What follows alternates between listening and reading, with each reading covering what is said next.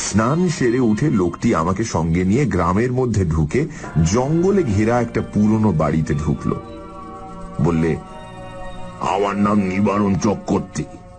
এ বাড়ি আমার, কিন্তু আমি এখানে থাকি নে। কলকাতায় আমার ছেলেরা ব্যবসা করে, শ্যামবাজারে ওদের বাসা। এত বড় বাড়ি পড়ে আছে, আর সেখানে মাত্র 3খানা ঘরে আমরা থাকি। কি কষ্ট বলো দেখি। আমি মাসে মাসে একবার আসি, বাড়ি দেখাশোনা করি। ছেলেরা ম্যালেরিয়ার ভয়ে আসতে চায় না। মস্ত বড় বাগান আছে বাড়ির পেছনে, তাতে সব রকম ফলের গাছ আছে। 12 ভূতে খায়।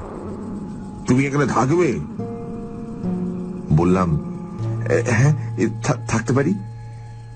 তা কি কাজ করতে? রাঁধুনির কাজ। যে কদিন এখানে আছি সে কদিন এখানে রাঁধো, দুজনেই খাই। খুব ভালো। আমি রাজি হয়ে যেতে লোকটা হঠাৎ যেন ভারী খুশি হলো। আমার খাওয়ার ব্যবস্থা করে দিলে তক্ষণি। খাওয়া দাওয়ার পর আমাকে একটা পুরনো মাদুর আর একটা মোটা তাকিয়া বালিশ দিয়ে বললে, বিশ্রাম করো। পথ হেঁটে বড় ক্লান্ত হয়ে পড়েছিলাম। ঘুমিয়ে যখন উঠলাম, বেলা তখন আর নেই। রাঙা রোদ বড় বড় গাছপালার উঁচু ডালে। এরই মধ্যে বাড়ির পেছনের জঙ্গলে শেয়ালের ডাক শুরু হলো। আমি বাড়ির বাইরে গিয়ে এদিক ওদিক খানিকটা ঘুরে বেড়ালাম। যেদিকে চাই সেদিকেই পুরনো আম কাঁঠালের বন আর জঙ্গল। কোনো লোকের বাড়ি নজরে পড়ল না। জঙ্গলের মধ্যে এক জায়গায় কেবল একটা ভাঙা দেউল দেখতে পেলাম।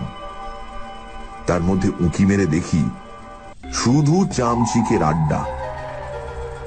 ফিরে এসে দেখি বুড়ো নিবারণ চক্রবর্তী বসে তামাক খাচ্ছে। আমায় বললে, চা করতে জানো? একটু চা করো তো। শোনো, এই চিড়ে ভাজো, তেল নুন মেখে কাঁচা লঙ্কা দিয়ে খাওয়া যাবে। সন্ধ্যের পর বললে, এই ভাত চড়িয়ে দাও, সরু আতপ আছে, গাওয়া ঘি আছে, আলু ভাতে ভাত। ব্যাস। যে আজ্ঞে। তোমার জন্য ঝিঙের একটা তরকারি করে নিও। ঝিঙে আছে রান্নাঘরের পেছনে। আলো হাতে নিয়ে তুলে আনো এই বেলা। আরেকটা কথা, রান্নাঘরে সব সময় আলো জেলে রাখবে। তা তো রাখতেই হবে, অন্ধকারে কি আর রান্না করা যায়? হ্যাঁ, তাই বলছি। মস্ত বড় বাড়ি, ওপরে নিচে বোধহয় 14-15 খানা ঘর, এছাড়া টানা বারান্দা। 2-4 খানা ছাড়া অন্য সব ঘরে তালা দেওয়া। রান্নাঘরের সামনে মস্ত বড় লম্বা রোয়াক। রোয়াকের ও মুড়োয় 4-5টা নারকোল গাছ আর একটা বাতাবি লেবুর গাছ।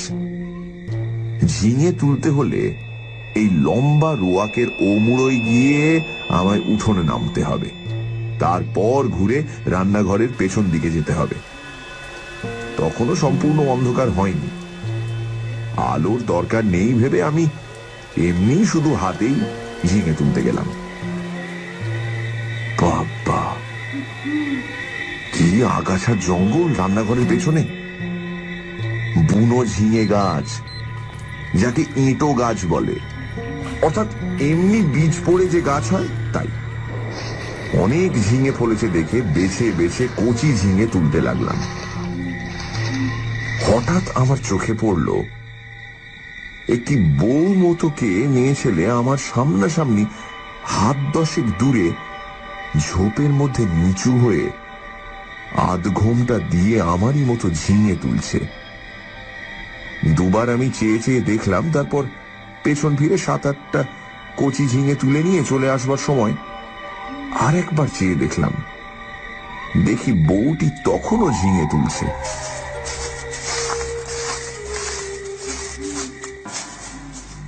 নিবারণ চক্রবর্তী বললে, ঝিঙে পেলে?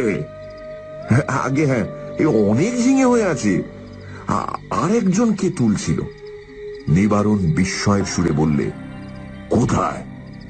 ওই রান্নাঘরের পেছনে, বেশি জঙ্গলের দিকে। পুরুষ মানুষ? না, একটি বউ। নিবারণ চক্রবর্তীর মুখ কেমন একটা হয়ে গেল। বলল, কোথায় বউ? চলো দেখি দেখি। আমি ওকে সঙ্গে করে রান্নাঘরের পেছনে গিয়ে দেখি, কই কিছুই না। নিবারণ বলল, কই বউ? হ্যাঁ, ওই তো ওখানে ছিল, ওই ঝোপটার কাছে। যত সব। চলো চলো, দিন দুপুরে বউ দেবী উনি। আমি একটু আশ্চর্য হলাম। যদি একজন পাড়া গাঁয়ের বউ ঝি দুটো জঙ্গলি ঝিঙে তুলতে এসেই থাকে, তবে তাতে খাপ্পা হওয়ার কি আছে ভেবে পাই না। তাছাড়া আজ না হয় উনি এখানে আছেন, কাল যখন কলকাতায় চলে যাবেন তখন বুনো ঝিঙে কে পাহারা দেবে? রাতে খাওয়া দাওয়ার পর চক্রবর্তী বুড়ো আবার সেই ঝিঙে চুরির কথা তুলল। বলল, আলো নিয়ে যাওনি কেন ঝিঙে তুলতে? তোমায় আমি আলো হাতে নিয়ে যেতে বলেছিলাম, মনে আছে? তা যাওনি কেন?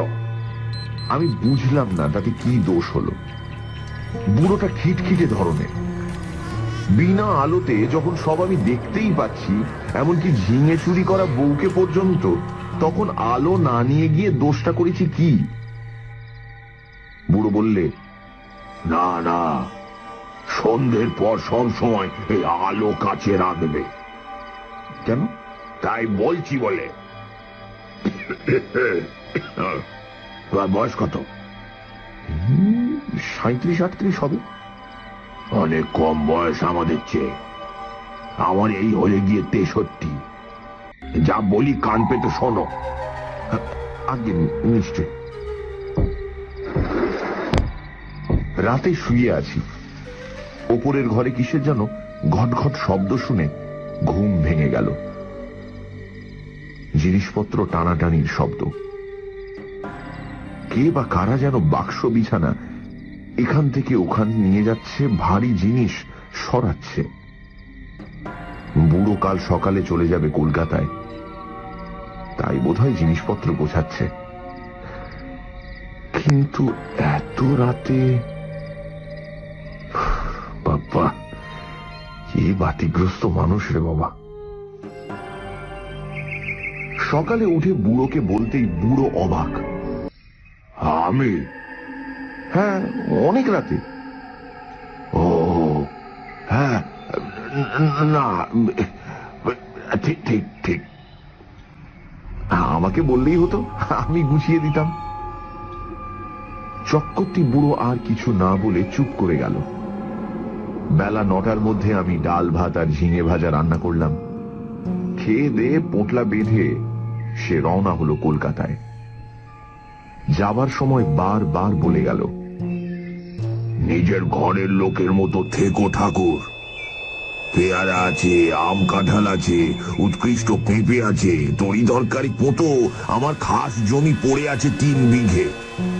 ভদ্রাসন হলো 1.5 বিঘের ওপর।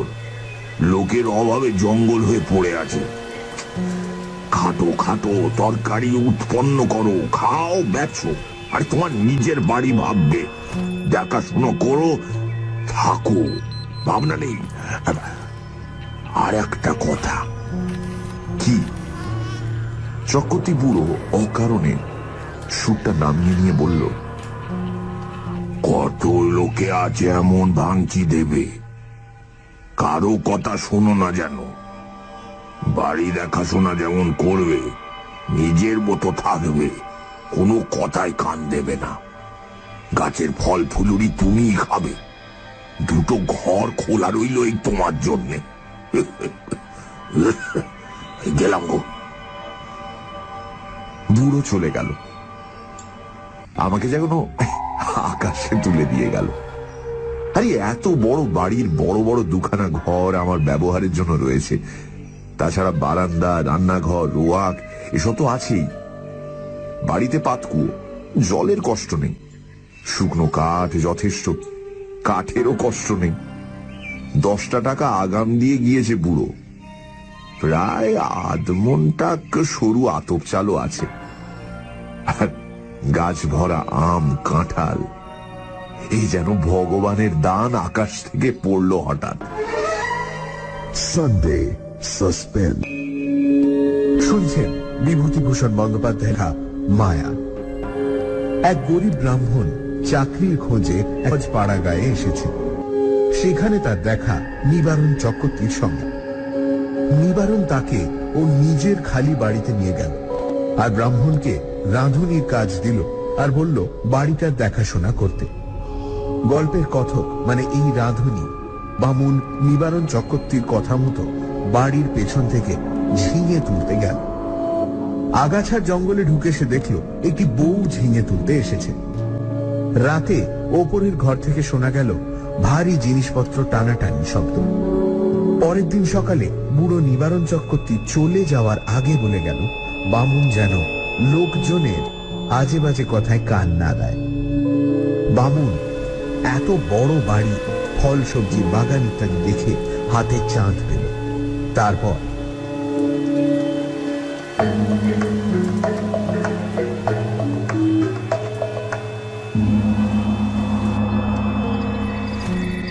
বিকেলের দিকে তেল নুন কিনবো বলে মুদির দোকান খুঁজতে বেরুলাম। বাপরে, কি বন জঙ্গল গাঁখানার ভেতরে! আর এদের যেখানে বাড়ি তার ত্রিসীমানায় কি কোনো লোকালয় নেই? জঙ্গল ভেঙে সুড়ি পথ ধরে 1/2 মাইল যাবার পর একটা লোকের সঙ্গে দেখা হলো। সেও তেল কিনতে যাচ্ছে, হাতে তেলের ভাঁড়। আমায় দেখে বললে, বাড়ি কোথায়? এখানে আছি, এই নিবারণ চক্রবর্তীর বাড়ি। নিবারণ চক্রবর্তী? কেন? দেখাশুনো করি, কাল এসেছি। ও বাড়িতে থাকতে পারবে না কেন? এই বলে দিলাম, দেখে নিও। কত লোক ও বাড়িতে এলো গেল, ওরা নিজেরাই থাকতে পারে না তো অন্য লোক। ও বাড়ির ছেলে বউয়েরা কোশ্চিনকালে ও বাড়িতে আসে না। কেন? তা কি জানি। ও বড় ভয়ানক বাড়ি, তুমি বিদেশি লোক, খুব সাবধান। আর কিছু না বলে লোকটা চলে গেল। আমি দোকান খুঁজে জিনিস কিনে বাড়ি ফিরলাম। তখন বিকেল গড়িয়ে গিয়ে সন্ধে।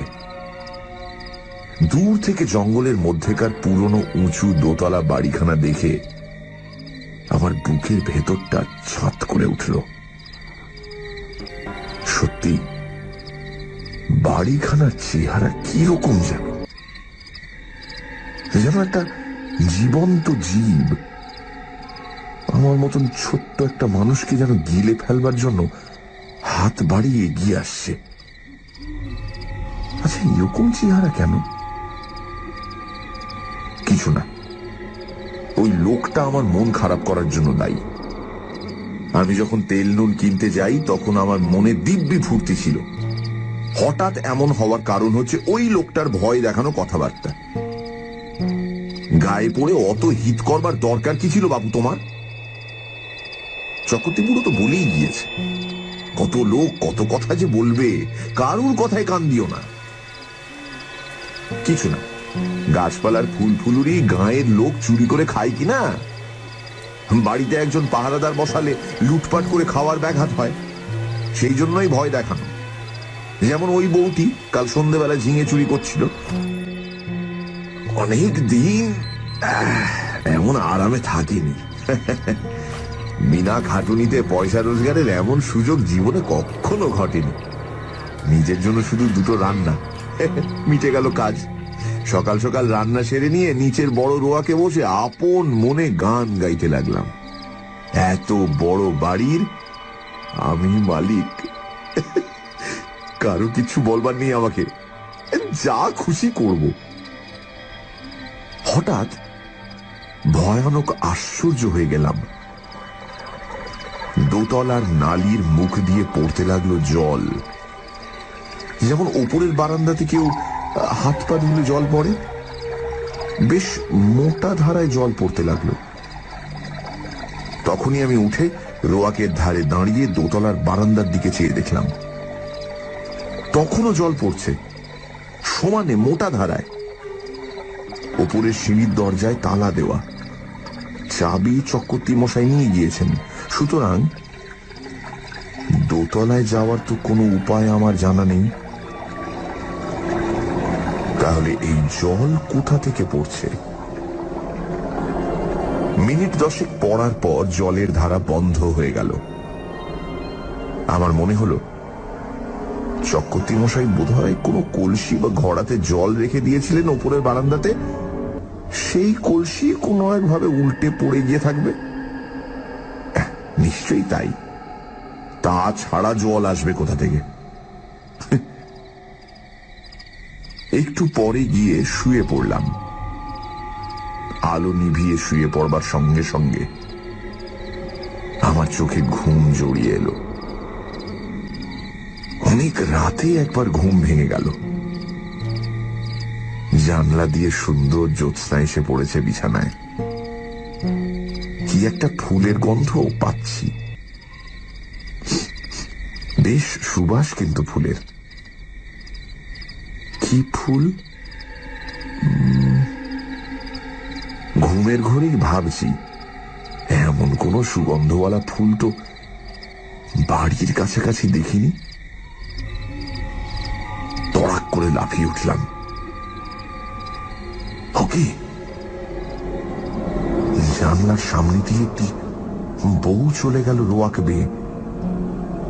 হ্যাঁ, স্পষ্ট দেখেছি, ভুল হবার নয়। আমি তক্ষুনি উঠে দরজা খুলে রোয়াকে গিয়ে দাঁড়ালাম। রোয়াকে দাঁড়াতে দুটো জিনিস আমার কাছে স্পষ্ট হলো। প্রথম, সেই ফুলের সুবাসটা রোয়াকে অনেকখানি ঘন। ওই বউটি যেন এই সুবাস ছড়িয়ে দিয়ে গেল এই কতক্ষণ। না, কোনো ফুলের সুবাস নয়। তাহলে এটা কিসের সুবাস? কিছুতেই মাথায় আসছে না। কেমন একরকম যেন লাগছে,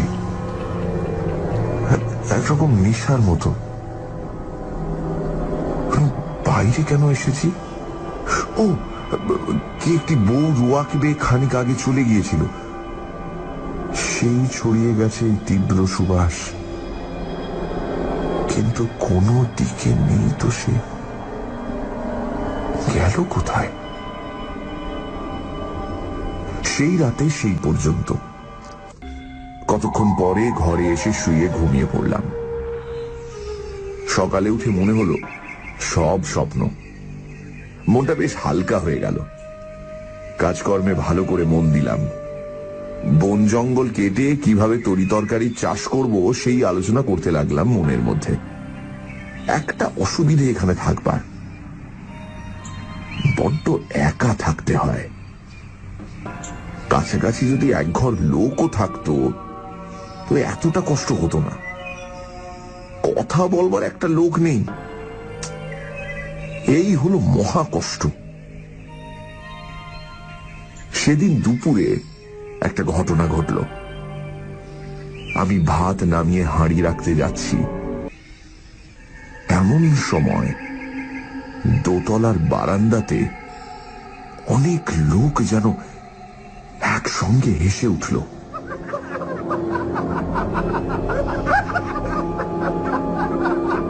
সে কি ভীষণ অট্টহাসি! আমার গা যেন দোল দিয়ে উঠল সেই হাসি শুনে। খিলখিল করে হাসি নয়, একেবারে খলখল করে হাসি। আকাশ বাতাস থমথমিয়ে উঠল সে হাসির শব্দে। ভাত ফেলে রেখে দৌড়ে গেলাম। রোয়াকে গিয়ে উপরের দিকে দেখি কিছুই না। নিচের জানলা যেমন বন্ধ, উপরের ঘরের সারবন্দি জানলা তেমনই বন্ধ। হাসির লহর তখন থেমে সমস্তটা নিশ্চুপ হয়ে গেছে। ব্যাপার কি? কোন বদমাইশ লোকের দল উপরে আড্ডা বেঁধেছে নাকি? ওপরে সিঁড়ির মুখে গিয়ে দেখি দরজায় কিন্তু তেমনই তালা ঝুলছে। আমার ভয় হয়নি, কেননা দিনের বেলা চারিদিক সূর্যের আলো। এই সময়ে মনের মধ্যে কোনো ভূতের সংস্কার থাকে না। এই হাসি যদি আমি রাতে শুনতাম তবে বোধহয় ভয় অজ্ঞান হয়ে যেতাম, চাবি দিয়ে দাঁত খুলতে হতো। রান্নাঘরে ফিরে এসে ভাতের ফ্যান গেলে ঝিঙের তরকারি চাপিয়ে দিই। প্রচুর ঝিঙে জঙ্গলে ফলেছে, যত ইচ্ছে তুলে নিয়ে খাও। আমারই বাড়ি, আমারই ঝিঙে লতা। মালিক হওয়ার যে একটা মাদকতা আছে তা কাল থেকে বুঝছি। আমার মতো গরিব বাবুনের জীবনে এমন জিনিস এই প্রথম। কান পেতে রইলাম ওপরের ঘরের কোনো শব্দ আসে কিনা শুনতে। ছুঁচ পড়বার শব্দও পেলাম না। খেয়ে দিয়ে নিজের মনে বিছানায় গিয়ে শুয়ে ঘুমিয়ে পড়েছি। ঘুমের ঘোরে শুনছি ঘরের মধ্যে অনেক লোক কথাবার্তা বলছে, হাসছে। ঘুমের মধ্যেও আমি ওদের কথাবার্তা যেন শুনছি। যেমন কোন বিয়ে বাড়িতে ঘর ভর্তি লোকের মধ্যে ঘুমিয়ে পড়লে লোকজনের গলার শব্দ ঘুমের মধ্যে পাওয়া যায়। হয়তো সবটাই আমার মনের ভুল। মনের সেই যে ভাব হয়েছিল হাসি শুনে, এটা হয়তো তারই ফল। এরপর 9 দিন আর কোনো কিছু ঘটেনি। মানুষের মনের অভ্যেস অপ্রীতিকর জিনিসগুলো তাড়াতাড়ি দিব্যি ভুলে যেতে চায়, পারেও ভুলে যেতে। আমি নিজের মনকে বোঝালাম ওসব কিছু না। কি শুনতে কি শুনেছি, বউ দেখা চোখের ভুল, হাসি শোনাও কানের ভুল, ভুল ভুল সব ভুল। এই 9 দিনে আমার শরীর বেশ সেরে উঠল।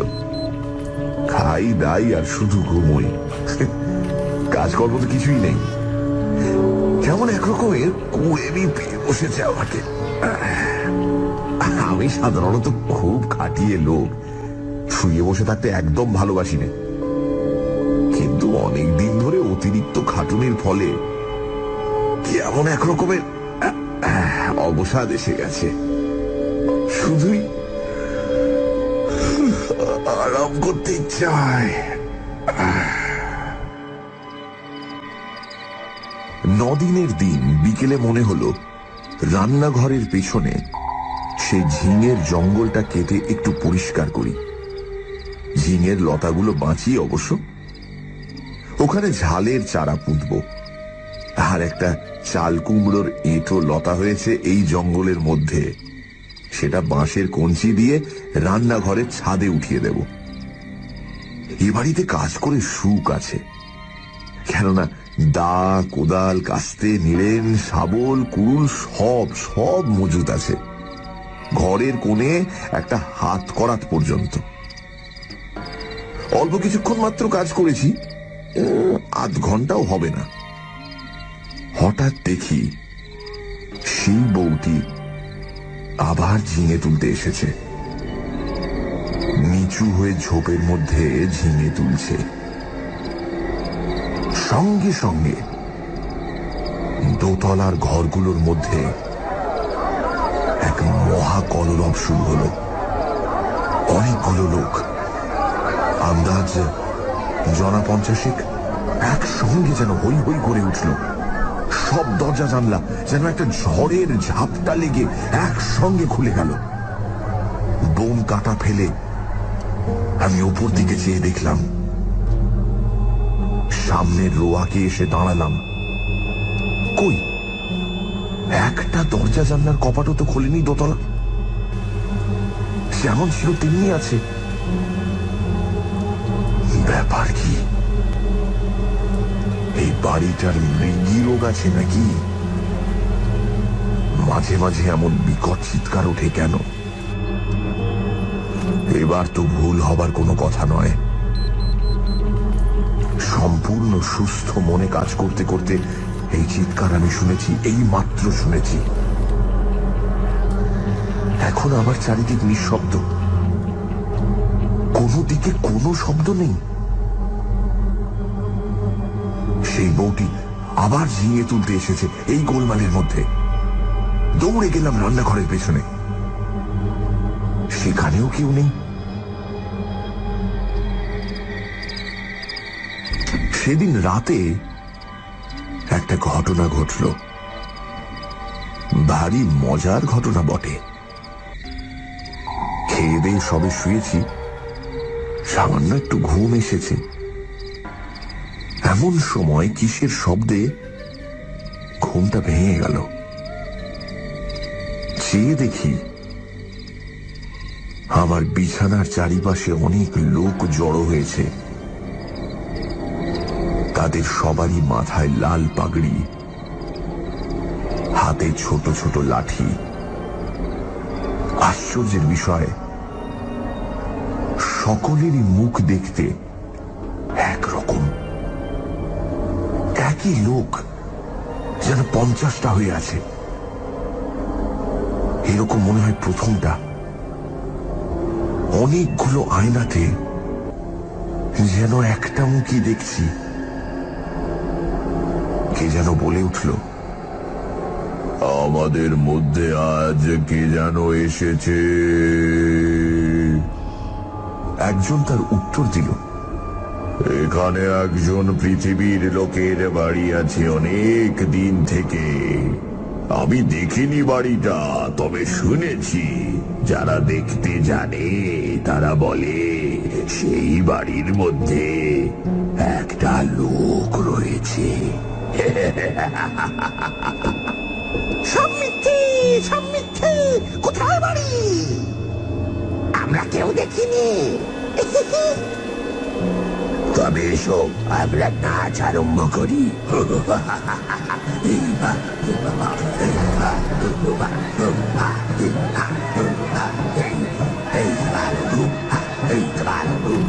বাপরে বাপ, কথায় বলে ভূতের নৃত্য। এইবার সচক্ষে দেখলাম, সে কি কাণ্ড! কতগুলো লোক একসঙ্গে লাঠি বাজিয়ে একটা তাণ্ডব নৃত্য শুরু করে দিল। আমার শরীরের মধ্যে দিয়ে কতবার যে এলো গেল, তার সঙ্গে সঙ্গে বিকট চিৎকার আর হল্লা। আমার বিছানার বা আমার কোনো অংশ তারা স্পর্শ করলো না। আমি যে সেখানে আছি তাও যেন তারা জানে না। ওদের হুঙ্কার আর ভৈরব নৃত্যে আমি জ্ঞান হারালাম।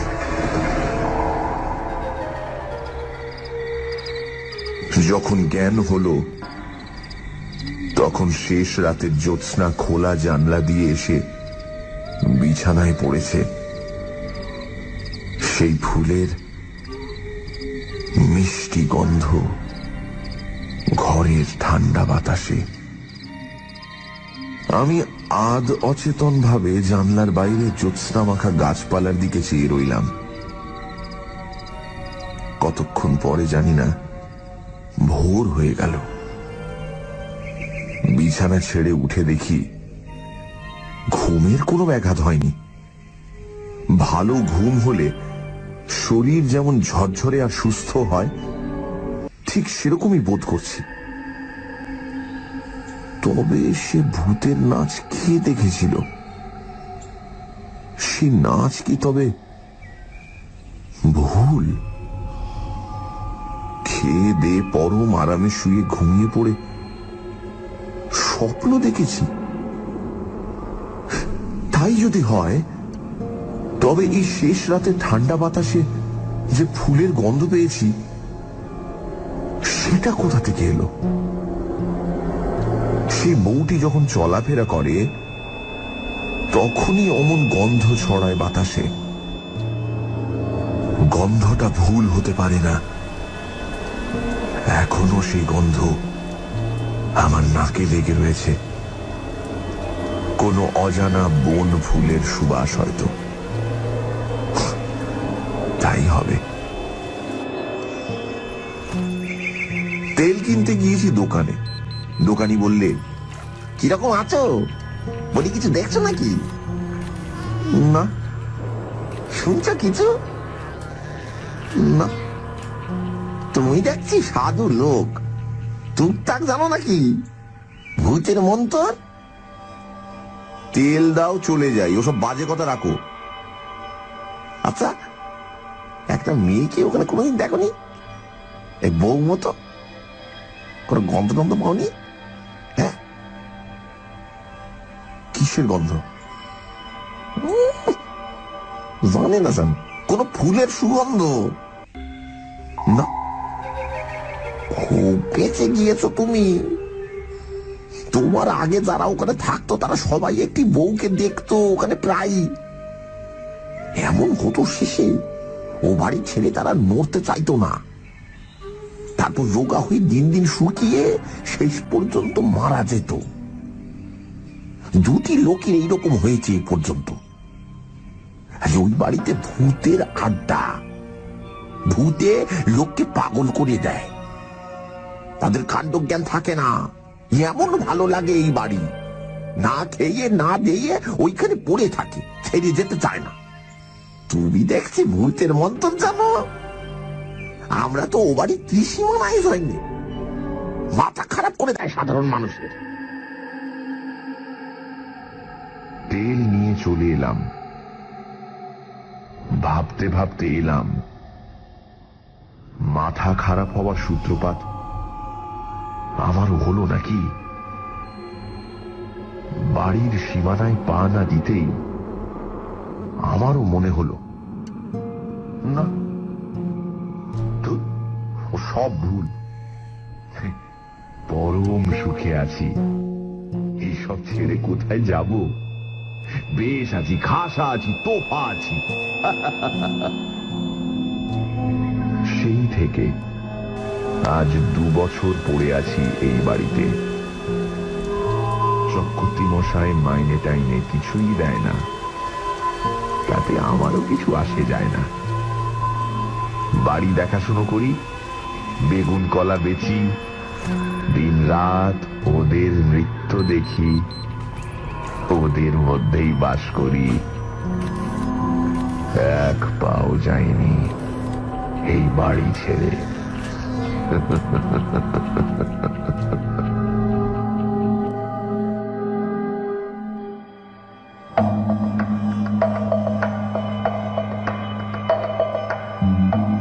শুনছিলেন মায়া, রচনা বিভূতিভূষণ বন্দ্যোপাধ্যায়, গল্প পাঠে গল্পের সূত্রধার দীপ, শব্দগ্রহণ, আবহ সঙ্গীত এবং স্পেশাল এফেক্টসে রিচার্ড, পরিকল্পনা ও পরিচালনায় ইংল্যান্ড। কান পেতে রইলাম ওপরের ঘরের কোনো শব্দ আসে কিনা শুনতে। ছুঁচ পড়বার শব্দও পেলাম না। খেয়ে দিয়ে নিজের মনে বিছানায় গিয়ে শুয়ে ঘুমিয়ে পড়েছি। ঘুমের ঘোরে শুনছি ঘরের মধ্যে অনেক লোক কথাবার্তা বলছে, হাসছে। ঘুমের মধ্যেও আমি ওদের কথাবার্তা যেন শুনছি। যেমন কোন বিয়ে বাড়িতে ঘর ভর্তি লোকের মধ্যে ঘুমিয়ে পড়লে লোকজনের গলার শব্দ ঘুমের মধ্যে পাওয়া যায়। হয়তো সবটাই আমার মনের ভুল। মনের সেই যে ভাব হয়েছিল হাসি শুনে, এটা হয়তো তারই ফল। এরপর 9 দিন আর কোনো কিছু ঘটেনি। মানুষের মনের অভ্যেস অপ্রীতিকর জিনিসগুলো তাড়াতাড়ি দিব্যি ভুলে যেতে চায়, পারেও ভুলে যেতে। আমি নিজের মনকে বোঝালাম, ওসব কিছু না। কি শুনতে কি শুনেছি? বউ দেখা চোখের ভুল, হাসি শোনাও কানের ভুল, ভুল ভুল, সব ভুল। এই 9 দিনে আমার শরীর বেশ সেরে উঠল। খাই দাই আর শুধু ঘুমোই, কাজকর্ম তো কিছুই নেই। কেমন একরকমের কুড়েমি পেয়ে বসেছে আমাকে।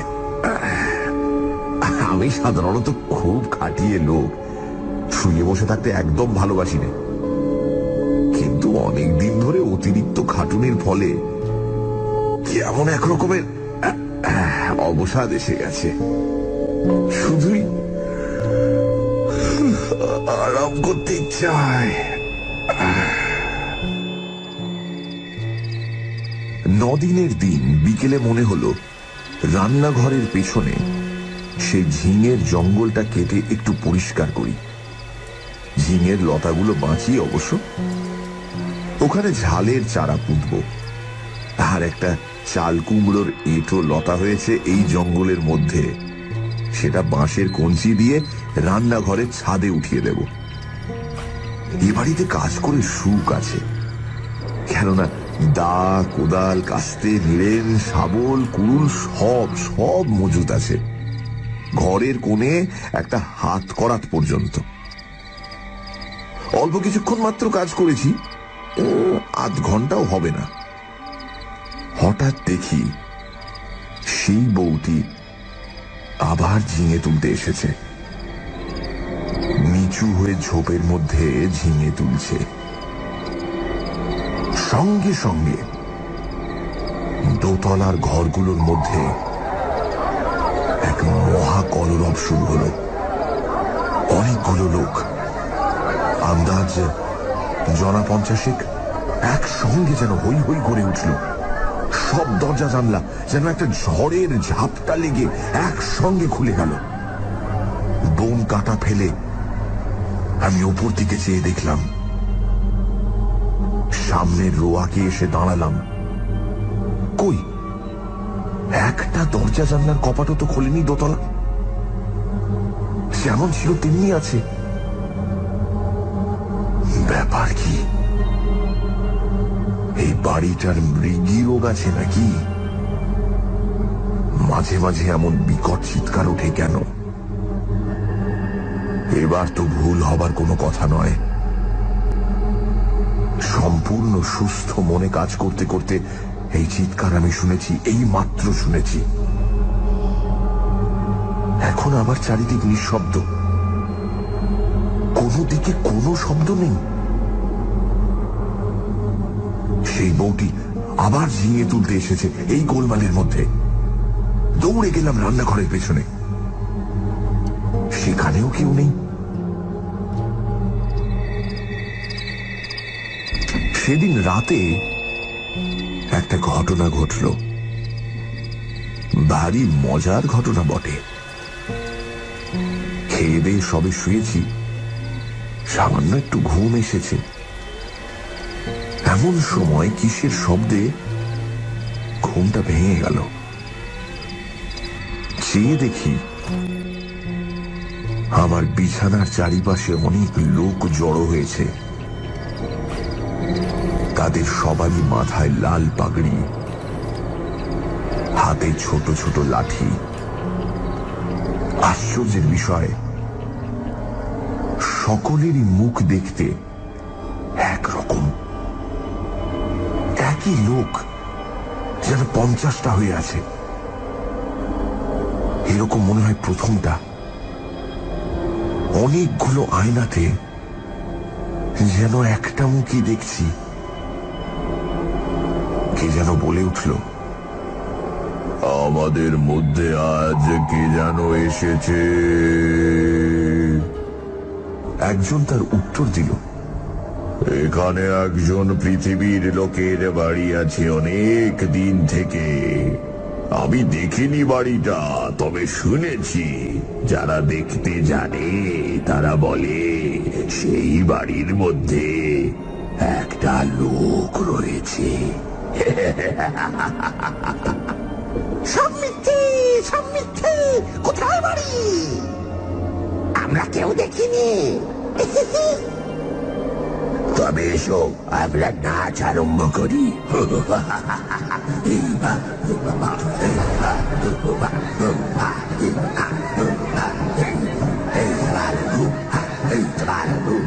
বাপরে বাপ, কথায় বলে ভূতের নৃত্য। এইবার সচক্ষে দেখলাম, সে কি কাণ্ড! কতগুলো লোক একসঙ্গে লাঠি বাজিয়ে একটা তাণ্ডব নৃত্য শুরু করে দিল। আমার শরীরের মধ্যে দিয়ে কতবার যে এলো গেল তার সঙ্গে সঙ্গে বিকট চিৎকার আর হল্লা। আমার বিছানার বা আমার কোনো অংশ তারা স্পর্শ করলো না। আমি যে সেখানে আছি তাও যেন তারা জানে না। ওদের হুঙ্কার আর ভৈরব নৃত্যে আমি জ্ঞান হারালাম।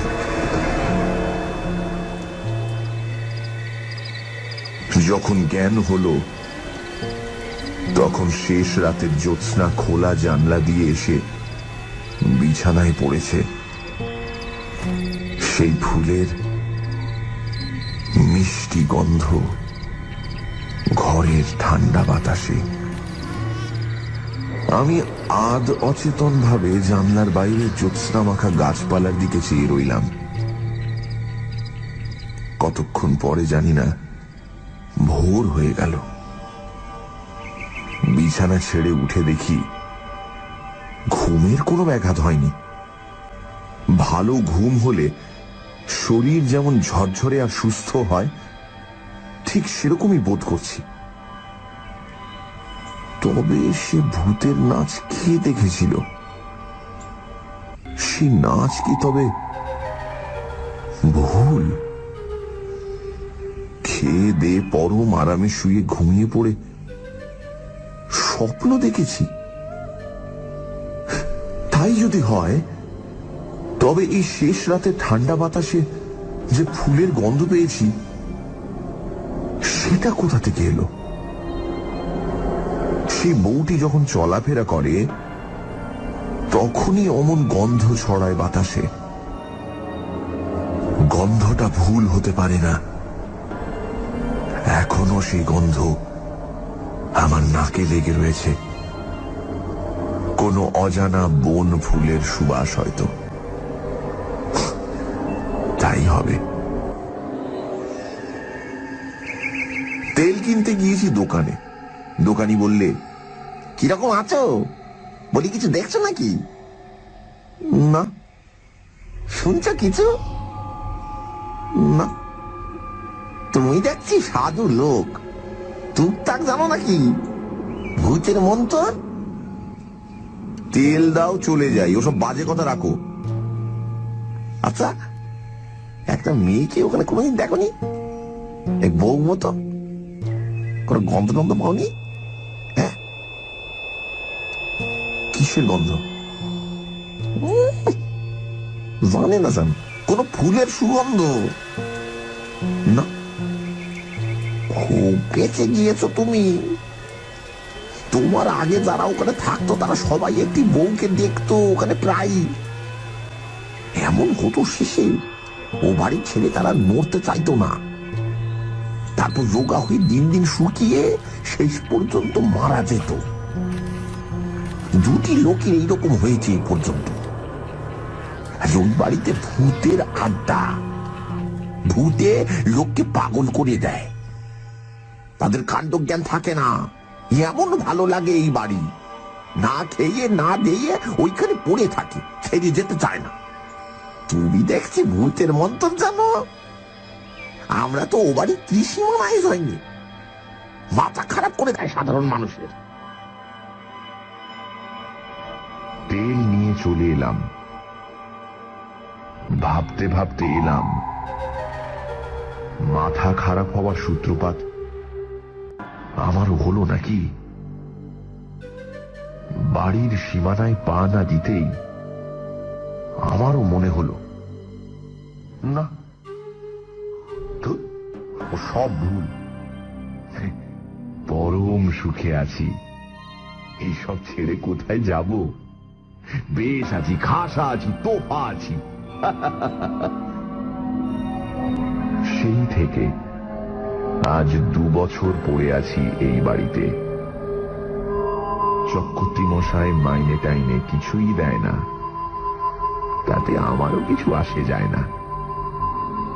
বাড়ি দেখাশুনো করি, বেগুন কলা বেচি, দিন রাত ওদের নৃত্য দেখি, ওদের মধ্যেই বাস করি। এক পাও যায়নি এই বাড়ি ছেড়ে।